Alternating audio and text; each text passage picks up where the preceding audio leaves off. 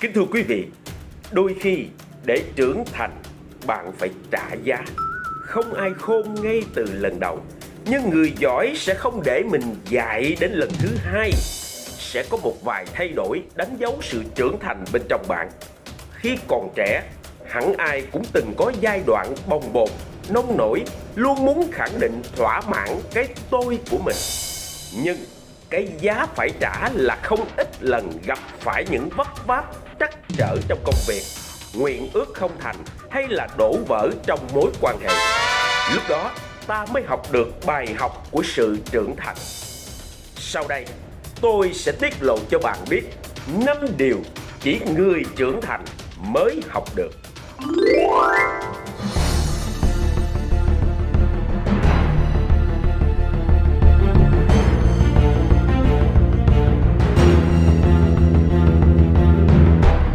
Kính thưa quý vị, 5 điều chỉ người trưởng thành mới học được đó là gì?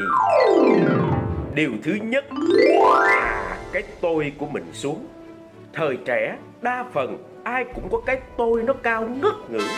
Đôi khi ta hống hách, ngang tàn, bất chấp. Có những việc phần lỗi thuộc về mình, nhưng ít khi nào ta nhận ra. Hoặc nếu có nhận ra cũng rất dễ dàng cho qua, bởi vì ta vẫn còn trẻ. Nhưng theo thời gian, chính sự ngông cuồng này khiến ta phải nhận lấy nhiều quả đắng. Sự rèn giũa đến từ xã hội gay gắt hơn nhiều so với khi còn trong vòng bảo bọc của gia đình, nhà trường. Vòng quan hệ càng mở rộng với những người sếp, đồng nghiệp, bạn làm ăn, người yêu, bạn bè xã hội, tạo nên những mối kết giao phức tạp hơn. Khi cái tôi quá lớn sẽ rất dễ dẫn đến những cái mâu thuẫn, xung đột, đố kỵ, đổ vỡ trong quan hệ, thất bại trong hợp tác. Rất nhiều người trẻ vì sự tự phụ, bất chấp của mình đã phải mất trắng sự nghiệp. Lúc đó, theo bản năng của con người, để tránh sự tổn thương, ta bắt đầu hạ dần cái tôi của mình xuống, học cách khiêm nhường. Điều thứ hai, biết chấp nhận thực tế. Khi trưởng thành, một điều đáng giá ta học được chính là biết chấp nhận thực tế. Lúc còn trẻ, thường nghĩ chuyện gì nó cũng nằm ở trong tay. Mình có thể làm chủ mọi việc, không cần phải bận tâm quá nhiều. Nhưng càng lớn lên mới nhận thấy có rất nhiều chuyện mà không phải muốn là được, hay là chỉ cần cố gắng là sẽ như ý. Không, lúc còn non dại, sự việc thì không theo ý mình thì liền tức tối, đau khổ, bất mãn với thực tại, đổ lỗi cho người khác. Trưởng thành là khi biết nhìn nhận đúng thực tế, đánh giá đúng sự việc. Có những điều không thể thay đổi thì tự mình nhận lấy, không than trách. Điều thứ ba, biết tự nhận trách nhiệm. Khi đã nhìn nhận thấu rõ vấn đề, thay vì đổ lỗi hay là tự oán trách, sỉ vả bản thân, người trưởng thành tự soi lại mình, chấp nhận thực tế, nhận trách nhiệm về mình để tiến lên phía trước thay vì dậm chân tại chỗ.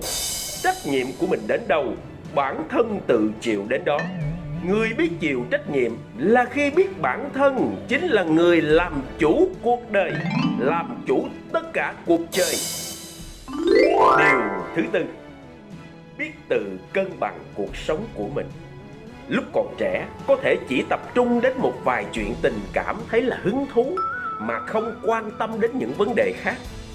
Có thể chơi thâu đêm mà không cần biết ba mẹ lo lắng. Có những lúc vùi đầu vào công việc mà không chú ý đến sức khỏe, hay là chi tiêu hoang phí, không cần biết đến tương lai. Càng trưởng thành, càng chín mùi thì con người sẽ càng hướng đến sự cân bằng. Tự cảm thấy cuộc sống không phải chỉ của riêng mình, mà còn của gia đình, những người thân yêu ở bên cạnh. Khi nhận thức được, cũng là lúc tự mình biết cân bằng cuộc sống, sức khỏe, tình yêu, bạn bè, công việc và gia đình.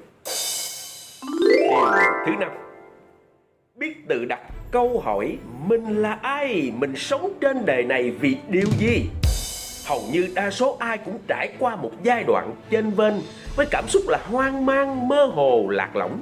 Những câu hỏi để tìm kiếm, xác định lại bản thân bắt đầu lặp đi lặp lại ở trong đầu. Mình là ai?